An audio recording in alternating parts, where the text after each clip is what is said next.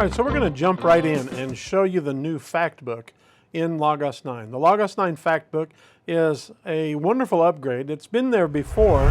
Logos has added an awful lot to the Factbook for version 9. And it's very different now than it was 6 months ago when it first came out. If you'd like to read my article about my review of Logos 6 months later, you can find the link in the notes below. Also, you can find a link there on how to get 15% off Logos. You can see that at the top. You can use that affiliate link, and of course I'll appreciate that because it'll help me out a little bit. What I want you to see is on the toolbar up here at the very top, you notice we're on the home page, but there's a link that opens directly to the Factbook. So you can open it just by clicking on that, and when you click on it, it's going to open a Factbook entry. And it jumps in there with an initial search, but you can begin searching anything you like. So, for example, you can search on a topic like this, adoption or love. You could also search for a passage. Notice there's a person because I accidentally messed up John 3:16, and so you get a person search there. And let's go back and get John 3:16. And that finds this pericope set, a pericope from John 3:1-21. Also gives you information about the Gospel of John. There's a lot of different things that the Factbook will find for you, many different types of searches, but that's just one way to open it. So let's also look over here in the Tools menu. Now notice these are the shortcuts. These kind of change as you use different things, and so the Factbook is often going to show up right here. But you can come down to this reference section and you'll find the Factbook. Also notice that it's got a new icon now, the book with a check mark in it. And so that will open it up. And it found the last thing we looked for. So this time let's look for Hebrews. I'm preaching through the book of Hebrews. And so it'll find the epistle to Hebrews. So there's another way that you can open it up. Now when you look at the Factbook, you can find links here at the top that will take you to different searches. Hebrews as in the biblical writing, writing in books, letter, epistle. It tells you more information about that. The key article, this is always one of the top search results in a Factbook. And these key articles give you kind of a snippet from that article. And almost always they are from different works that Lifeway or Faith Life has published. So in this case, you get the entry for the book of Hebrews in the Lexham Bible Dictionary. And then there's other readings, so you can find more. You have the media section here. And notice these searches all take a little bit of time, unfortunately, because that's going online to find them. Key passages. Now, if you wanted to, you could open both of these in the CSB. Or you could create a new passage list. And if you are someone who uses passage lists a lot, you can do that. The Bible Book Guide has more information in each of these sections. This is a new part of Logos 9's Factbook, kind of expanded.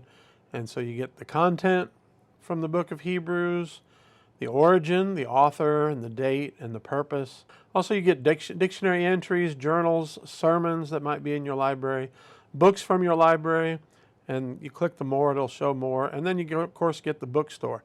Now, at the bottom here, I want you to see the See Also, because the See Also just kind of gives you more information related to this search. So we've used the toolbar entry. We've gone through the tools entry.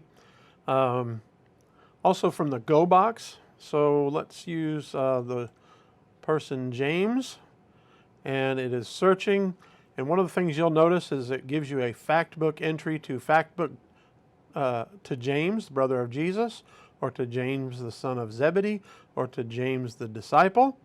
And so those are three more ways that you can get to the Factbook. Now let's say we're in a passage in the Bible, for example Hebrews, and you're going to see the Factbook on the toolbar for the Bible window. You can turn that on or off. When it's on, it's kind of got that grayed look. When it's off, it doesn't. But let's turn it on. And then there's a drop-down list, and this will tell you what things it's going to find in the text of the Bible that it wants to highlight with a visual filter. If you remember visual filters, we normally think of seeing them in this part of the menu with the 3 triangle-shaped dots. You can turn those on and off. But in the Factbook, you can turn on or off people, places, things, generic entries, pronouns, implied subjects. So let's just kind of turn all of them on and see what happens here. So now what you see down here is you get a bunch of dashed lines, blue lines underneath certain words. So for example, prophet, that's going to open up the Factbook, give you an article entry about prophet. Remember, the key article will come from one of the Lexham resources, and then you'll have other information about the word prophet. So that's what happens when you turn on the visual filter. Now, as I turned it off, those lines go away. Now, if you open up a search panel, you can do that just by hitting the search button in the Go box. And then let's say we want to do a basic search on disciples. When you find these search boxes, occasionally you might see some Factbook entries in the results.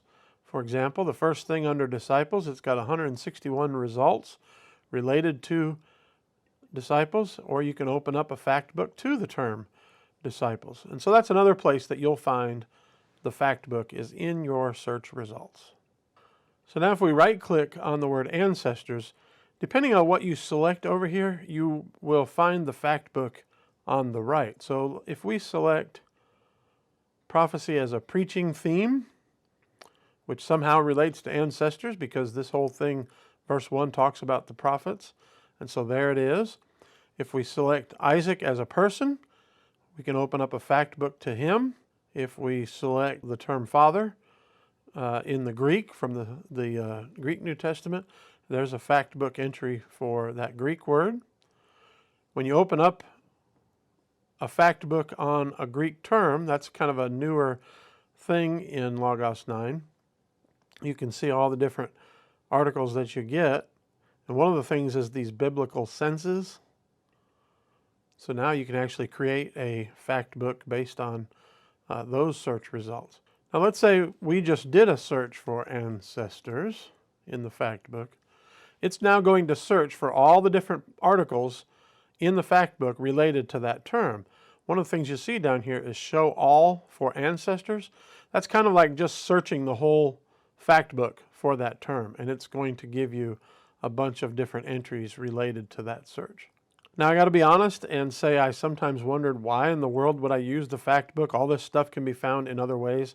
But really I think this is a great tool in order to quickly get at a subject. You can do a Factbook search on passages or books of the Bible or people, places, things, events, all of these kinds of things. And so if you have something you're interested in, a great place to start is the Factbook because it shows you so many different topics. One way you might, as a preacher, use this if you're trying to figure out what do I want to preach this week, and you come up with a topic, like let's say you know that your church is dealing with an issue of unforgiving people. And so let's say we do a Factbook search for forgiveness and see all the different things. You can find it in a preaching theme. That's one of the ways, one of the results you'll see in Factbook. You can also do it as a counseling theme. There's just a lot of different results here. Jesus teaching about forgiveness. That would be a great search if you're looking for passages that you want to preach on the subject. And now you've got a passage list that you can look at. Maybe I'll preach on, a couple of weeks on these 2 passages, or do a deep dive on one of them and make it a 2 or 3 week sermon series on that one passage. Or if you're trying to illustrate something in a sermon, so for example, let's say you're trying to illustrate the idea of forgiveness and do a search of the whole thing, and notice you're going to see a lot of different entries that talk about forgiveness.